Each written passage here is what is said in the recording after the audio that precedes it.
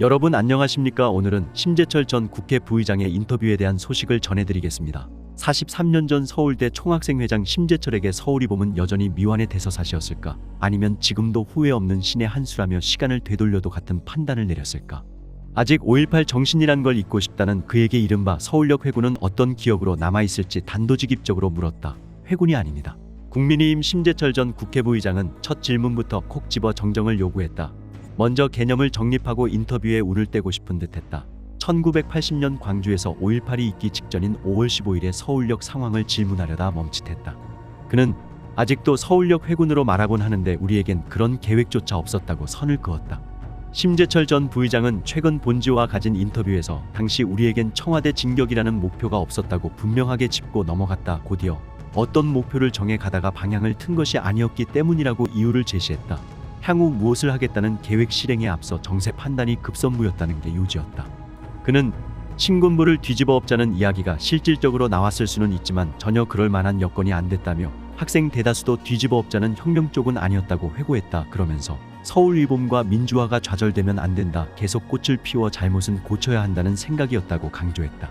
서울역 회군은 1980년 5월 15일 서울역의 대학생과 시민이 모여 계엄철폐를 외친 집회를 일컫는다. 10만여 명이 모인 집회로 회자된다. 그날을 전후에 이처럼 대규모 인파가 운집한 사례는 없었기에 오늘날까지 상징적인 사건으로 대중에게 기억되고 있다. 당시 서울역에 정차한 미니버스의 핵심 지휘부가 회동했다. 심재철 서울대 총학생회장을 비롯한 각 대학 회장단이 차에 올라 머리를 맞댄 것으로 알려진다. 해질녘 미니버스 회의에선 경론이 오갔다고 알려졌다. 그는 진출 또는 계속 대치하자는 사람도 있었고 여기서는 일단 물러나고 철수하자는 의견도 있었다고 했다. 기자가 유시민 전 노무현재단 이사장에 관해 물었다. 심재철 전 부의장과 유 전 이사장은 2019년 합동수사본부 진술서가 공개된 뒤 밀고 의혹을 둘러싸고 첨예한 공방을 벌였다. 심재철 전 부의장은 유시민이 진출하자는 강경론을 폈다고 스스로 밝힌 것으로 알려졌지만 사실과 다르다며 줄곧 자기와 같은 퇴각 입장에 있었다고 부연했다. 심재철 전 국회 부의장은 이날 인터뷰에서 버스 동석자에 대해 구체적으로 나열하진 않았다. 운동권 출신의 숨기기 본능이 엿보이는 듯했다. 기탄 없이 보따리를 풀어 보이기보단 신중하게 실타래를 한 올 한 올 풀어냈다. 적어도 미주알 고주알 90쪽이나 합수부 진술서를 역대급 장문으로 적은 유시민과는 결이 달라 보였다. 진술서에 관해선 비교적 말을 아꼈지만 유시민 진술서는 사료적 가치가 있을 정도라는 힐난만큼은 곁들였다. 5.18 43주년 열기가 차츰 잦아드는 6월 유튜브에 올라온 한 영상이 큰 반향을 일으켰다. 영상은 광화문 광장에서 촛불 시위대와 태극기 집회 세력이 극렬하게 충돌하는 상황에서 대한민국 군복과 경찰복으로 위장한 북한 간첩들이 빌딩 위로 올라가 촛불 시위대에 총격을 가한 뒤 전개될 양상을 예상한다. 총탄에 쓰러지며 이성을 잃은 촛불 시위대가 경찰의 총을 빼앗아 난사하고 고정간첩은 좌경화된 국민을 선동해 민중봉기를 일으킨다는 추측이다. 5.18 때처럼 파출소와 무기고를 습격해 유혈 사태로 이어진다는 무서운 메시지를 담고 있다. 심재철 전 국회 부의장에게 영상을 본 적이 있는지 물었다. 그는 진중하게 봤다고 고개를 끄덕였다. 자연스레 질문은 5.18 당시 광주 금남로 하향 사격에 관한 것으로 이어졌다. 심재철 전 부의장은 가능성을 배제할 수 없다고 했다. 금남로 하향 사격은 5.18 당시 전남도청에서 금남로에 이르는 곳에서 숨진 사망자의 검안 및 검시 보고서를 재분석한 결과 건물 옥상에서 아래로 쏜 총격에 의한 사망자가 상당수 규명된 사건을 말한다. 본지가 현직 의료진의 분석 결과를 근거로 7월 5일자 7개 건물 옥상서 집단 발포 군 소행 아니었다는 제하의 기사로 단독 보도했다. 또한 이 분석은 집단 발포에 대해서도 충격적인 메시지를 전했다. 영화 화려한 휴가의 한 장면처럼 계엄군이 도청 앞에서 발포 명령에 따라 일제히 사격을 가했다면 전일 빌딩 앞 분수대 일대에서 대부분의 사망자가 발생했어야 했다. 하지만 실제 사망자는 금남로 가톨릭센터 주변과 광주은행로 동청, 동구청, 광주백 화점충장 로이프 수협 진내과, 장동로터리 중앙로, 현대예식장, 광주여고 한일은행, 국민은행 전남대 등 다양한 장소에 분포된 것으로 분석됐다. 분수대 사망자보다 분수대가 아닌 곳에서 목숨을 잃은 이들이 더 많았다. 일제 사격, 즉 시민군이 주장하는 집단 발포가 있었다면 왜 과학적으로는 있을 수 없는 불가사의한 분석 결과였다. 금남로 일대 최소 7개 건물에는 계엄군이 배치되지 않았다. 좀 더 정확한 표현으로는 당시 계엄군은 건물에 접근할 수가 없었다. 오히려 수많은 시위대에 포위된 채로 전남도청 앞에 수세에 몰린 상황이었다. 현장에 있던 일본인 프리랜서 기자 카지마 고이치 씨에 따르면 건물 종업원은 만약 이 빌딩에서 사진 촬영하는 놈이 한 놈이라도 발견되면 당장에 불을 놓고 말겠다는 통고가 있었다고 엄포의 취재진조차 내쫓기는 상황이었다고 증언했다. 이런 상황에서 계엄군이 건물 옥상을 차지하고 하향 사격을 했다는 주장은 시민군과 같은 건물에 있었다는 얘기가 된다. 시민군도 계엄군도 다른 국민도 이런 일은 불가능하다고 입을 모은다. 심재철 전 부의장은 본지 보도를 보니까 탄도 피격 방향이 이해할 수 없는 방향이었다며 계엄군이 배치되지 않은 위치에서 위에서 총알이 내려왔다는 것은 앞으로 짚어봐야 할 것 같다고 강조했다.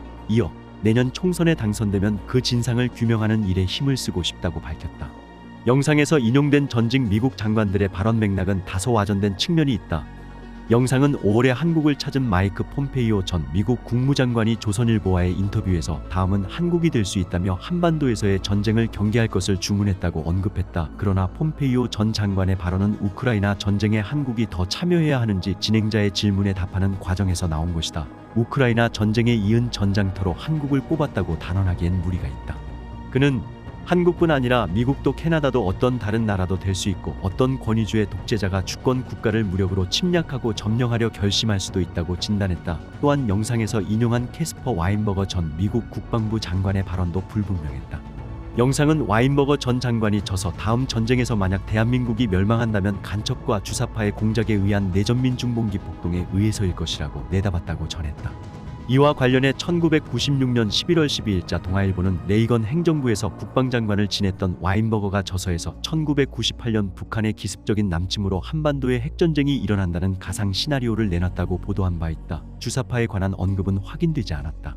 이처럼 영상이 인용한 미국의 전직 두 장관의 발언이 한반도에 딱 들어맞는 것은 아닐지라도 광화문 광장에서 좌우 세력이 극렬하게 대치하는 와중에 위장 총격으로 유혈 사태가 일어날 가능성을 지적한 대목은 충분히 설득력이 있다고 안보 전문가들은 경고했다. 이 때문에 이번 인터뷰에선 눈여겨볼 만한 대목도 있었다. 10만여 명이 서울역에 집결한 과정이 분명치 않았다는 것이다. 심재철 전 부의장은 그날 모인 것은 미리 사전에 치밀하게 계획한 건 아니었다. 지금도 경위가 불분명하다고 말했다. 5.18 당시 금남로에 모인 시민들은 영문도 모르고 트럭에 실려진 채로 도착했다는 증언들이 쏟아졌다. 심재철 전 부의장은 이날 인터뷰에서 나는 5.18 유공자가 아니다라고 확인했다. 본지에 가짜 유공자 보도가 나온 이후 자기는 유공자가 아니라고 공개 천명한 유력 정치인은 심재철 전 부의장이 처음이다. 이해찬 서른이 침묵하는 가운데 나온 선언적 구호로도 들린다. 그는 김대중 내라는 모 사건에 연루돼 6개월 정도 불법 구금된 데 따른 보상금은 받았다고 했다. 받을 자격이 있었다는 설명이 덧붙었다. 심재철 전 부의장은 그러나 이것을 가지고 광주 5.18 유공자를 신청할 일은 없었다고 했다. 그는 5.18 유공자는 본인이 신청하는데 학생으로서 당연히 해야 할 민주화운동 일을 했을 뿐인 것을 인후보증까지 내세워 신청하고 싶지 않았다며 불법 구금에 대한 보상이었는데 김대중 내라는 모 관련해서 이해찬 서른 등 정치권 얘기가 나올 때마다 나더러 상을 받아놓고 발뺌이냐고 하는 소리를 많이 들었다고 그간의 고충을 토로했다. 그러면서 공이 있다는 유공자라면서 명단을 숨기는 일을 이해할 수 없다고 뼈 때리는 말도 남겼다. 서울역 집회는 자진해산하며 평화롭게 끝난 것만은 아니었다. 평화 집회와는 전혀 다른 양상이 남대문 쪽에서 전개됐다. 한다름에 갈 수 있는 지척을 두고 따로 또 같은 양상이 전개된 것이다. 신원불상자가 탈취한 버스가 경찰 쪽으로 돌진해 전투경찰 한 명이 목숨을 잃었다. 오랫동안 5.18을 연구해온 A씨는 5.18 기간에 벌어진 공격 형태와 유사하다고 맥을 짚었다. 관련 연구에 따르면 차량 돌진으로 인명사고가 발생하자 군경은 퇴각했다. 5월 20일 밤 9시쯤 노동청 방면에서 버스가 돌진해 경찰관 4명을 깔아 죽이고 5명을 다치게 하자 경찰이 일제히 철수했다. 안병하 도경국장은 종적을 감췄고 치안 정보 활동이 무력화됐다. 밤 10시쯤에는 화공트럭이 돌진하며 계엄군 정관철 중사를 죽이자 이곳을 방어하던 삼공수가 광주역을 포기하고 퇴각하며 24단의 지원을 요청했다. 집단 발포 논란이 일었던 21일에는 시위대가 탈취한 장갑차가 분수대에 있는 계엄군을 향해 돌진해 미처 피하지 못한 권용훈 일병이 깔려 죽었고 계엄군은 오후 5시를 전후해 도청을 벌이고 조선대 쪽으로 피신했다. 이보다 일주일도 채 앞서지 않은 15일 서울의 남대문에서 괴한이 탈취한 버스가 돌진해 전경 1명의 목숨을 앗아간 사건은 전문가들로선 간과할 수 없는 대목이다. 고대 총학생회장이었던 신계륜 전 의원은 버스 돌진 현장 부근에서 당시 상황을 목격한 것으로 전해진다. 이 사건은 미제 사건으로 남아있다. 수사가 완결되지 않은 채로 시간만 흘려보냈다는 얘기다. 서울 경찰은 철수하지 않았다. 바로 옆 서울역에선 10만여 명의 시위대가 회군을 앞두고 있었다. 이 사건은 회군에도 결정적인 영향을 끼친 것으로 전해진다. 심재철 전 부의장은 남대문 비탈길에서 전경이 죽었다는 이야기를 들었지만 누가 그랬는지는 아직 밝혀지지 않았다며 과연 순전히 우발적 사고였는지 어느 쪽에서 만들어낸 것인지 전혀 모르겠다고 했다. 그러면서 당시 서울역에 모였을 때 그 얘기가 들려서 인명피해가 크게 발생할 수 있다고 우려하는 데 영향을 미쳤다고 설명했다. 5월 20일에 2건과 21일에 1건 모두 총격이 포함됐다. 정규 군사학으로 보면 교전이었다. 시위대의 시각에선 한 거였고 계엄군의 관점에선 반란 진압 과정이었다. 군사 전문가들로 구성된 5.18 연구 태스크포스팀은 적과 아유의 전형이라고 분석했다. TF팀은 적이 머무르면 소요를 일으켜 교란한다는 뜻으로 군경에 총격을 유발한 뒤 사격 발원지를 은폐함으로써 고의로 양측의 유혈 충돌을 일으키는 수법이라고 판단했다. 5.18 연구가 B씨는 추측을 전제로 한 분석이지만 회군이 없었다면 양측의 충돌이 유혈 사태로 번질 가능성은 결코 작지 않았다며 서울 위봄에 참여한 이들에게 총기류가 없었던 데다 버스 돌진으로 전경이 죽었어도 공권력이 대응 사격하지 않은 것은 5.18 패턴에 비춰볼 때 다행스러운 일이 아닐 수 없다고 했다. 이에 대한 견해를 심재철 전 부의장에게 물었다. 그는 당시엔 군이 발포한다는 생각까지는 하지 않았지만 충분히 가능한 시나리오라고 수긍했고 가능성을 차단하진 않았다. 심재철 전 부의장의 이 같은 판단은 극좌파 진영을 중심으로 걸핏하면 제기되는 회군이 없었다면 5.18도 없었다는 추론이 얼마나 근거 없는 것인지를 대변한다. 5.18의 패턴을 정확히 읽지 못한 결과로 군사 전문가들은 보고 있다. 내년 총선을 앞두고 지역감정의 해소법으로는 인사와 경제발전을 꼽았다. 심재철 전 부의장은 곳간에서 인심 나듯 인사보다 경제발전이 훨씬 중요하다고 했다.